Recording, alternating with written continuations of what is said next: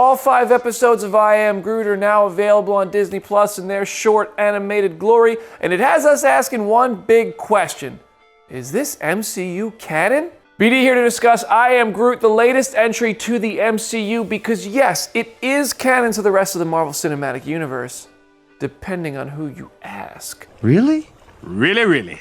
So subscribe to this Phase Zero YouTube channel and let's get to the bottom of, is this the MCU debate? Given that we see the Benatar ship in the background of one episode, it does seem to be post-Milano, pre-post-credit scene from Guardians Volume 2 and pre-Avengers Infinity War. However, one episode must be taking place before Guardians of the Galaxy Volume 2 altogether, and that's the one where we see Groot learn to walk.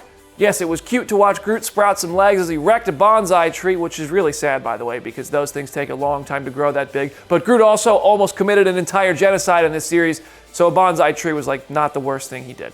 But Groot was already walking on those 2 legs when Guardians 2 started, and he was dancing around. I mean, that opening sequence when he's dancing and they're all fighting and everything, incredible. Very inspirational for the series. Kirsten Lepore, the director of I Am Groot, says she met with James Gunn to work on the series to get the character right. The thing is, James Gunn himself seems to believe these Groot stories are not canon to the rest of the Guardians of the Galaxy stories. Gunn said in an Instagram Q&A, some folks at Marvel seem to think it's canonically MCU. I find that hard to see myself. On one hand, James Gunn introduced Groot to the MCU and oversees his stories in the Guardians of the Galaxy movies and executive produced the Avengers movies where he was featured and collaborated with the Russo brothers and Taika Waititi, so he would know. On the other hand, Brad Winderbaum is basically a hand of the king Kevin Feige as the head of streaming at Marvel Studios and an executive producer on I Am Groot.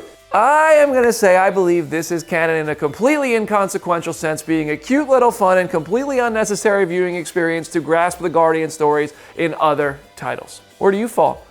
Is the animated series I Am Groot MCU canon, or is it like What If, Spider-Man Freshman Year, and X-Men 97, and everything else Marvel Studios is doing in animation being set in other universes?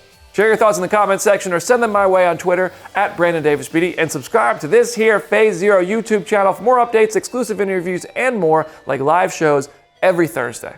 I'm BD. I'll see you there.